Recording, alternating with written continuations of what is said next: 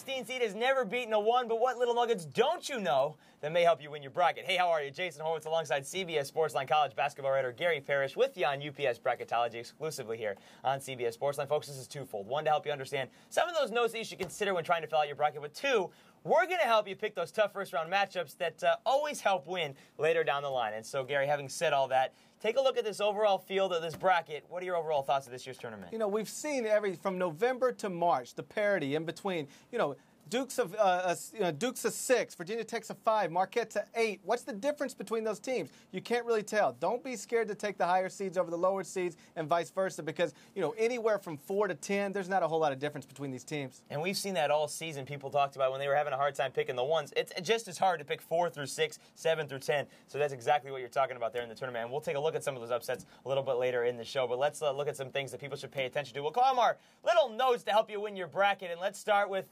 don't count on all number 1 seeds. And what that means is, folks, since 1979 when the field expanded to 40, not one Final Four has had all number 1 seeds. And this is probably not going to happen again this year. I mean, look at your number 1s. Florida, they've lost to a bad LSU team. North Carolina lost to a bad NC State team. Kansas loses to Oral Roberts. So they're all capable of losing to teams that aren't even close to as good as them. Don't count on all the ones being there again. All right, let's look at the next note here and look for experience, meaning you want teams that have experience to pull the upset. It looked like last year, Wichita State, Bradley. What do they have in common besides the Missouri Valley Conference? Older guys, been playing together, know how to play. Find those teams matched against young teams, you might have yourself an upset. And our last note, folks, pay attention to injuries, both guys that aren't playing and guys that are coming back. Chris Lofton, is Tennessee better with him? Obviously they are. Are they better than what they're seeded? Maybe. Stanford, the same thing with Brooke Lopez. Is Shiloh going to be available for Nevada? This is all stuff. Don't start penciling in things until you know who's healthy, who's not, who's available, who's not. And, of course, you have till Thursday to fill out your bracket, Thursday morning, because most times the opening round game doesn't count towards winning your bracket. And let's be honest, that opening round team hasn't beaten a 1 seed ever before anyway. All right, folks, that's your news and notes. Let's take a look at those upset seeds that I was talking about and take a look at the trends the last 5 years of some of those upsets. And, it's sexy to pick those lower seeds, but here's the reason why. The last 5 years, you see seeds 10 through 14 and what they have done in the first round. Look at that 12-5 matchup. The 12 seed has won 9. The 5 has won 11 in the first round. You see Sweet 16s. The 10 seed has gotten to the Sweet 16 4 times in the last 5 years. The 11, 2. The 12 seed 3 times. So it happens a lot. Now, the 14 seed is interesting because the 14 seed has won a game each of the last 2 years, but before that, hadn't won since 99. So having said that, we talked about the 5-12. Let's look at this year's 5-12 matchups, and let's pick maybe a couple that are going to win here. Each of the last 2 years, 2 12 seeds have won.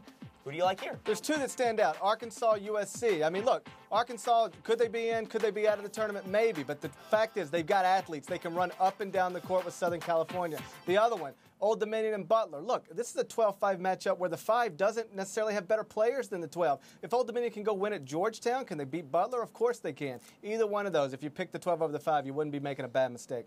And a lot of times you don't make a mistake when you pick a 13 over a 4 either. Last year, Bradley was a 13, beat a 4 Kansas, and went on to the Sweet 16. Let's take a look at this year's 13-4 matchups. And, you get some that maybe you get a shot here. A lot of people like Davidson, a team that's only lost once since November. New Mexico State, that team's playing really well under Reggie Theus. And the one that I think we both think has the best shot here is Albany.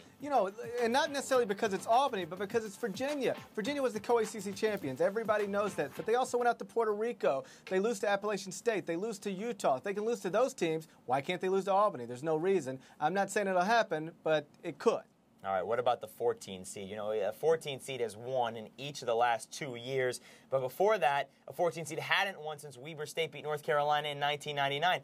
So, having said that, we'll have to see if the trend continues. But, hey, this is Bracketology. We're going to predict it here on the UPS Bracketology show. And let's take a look at the 14-3 matchups and see if that trend continues here in 2007. Oregon against Miami of Ohio, Pittsburgh, Wright State, Washington State, Oral Roberts, Texas A&M, Penn. I don't like any of these, really. But one to watch is Oral Roberts, Washington State. Again, Oral Roberts has 2 great players, Caleb Green, Ken Tutt, both of them 2,000-point scores. Washington State has been fabulous this year, but they're not a team of NBA players or top 50 recruits. So they won't necessarily Oral Roberts with players. Plus, Oral Roberts went into Kansas and won. Kansas is as talented as anybody in the country. Again, probably won't happen. Wouldn't necessarily predict it, but it's certainly something worth paying attention to. You just wanted to say Ken Tutt.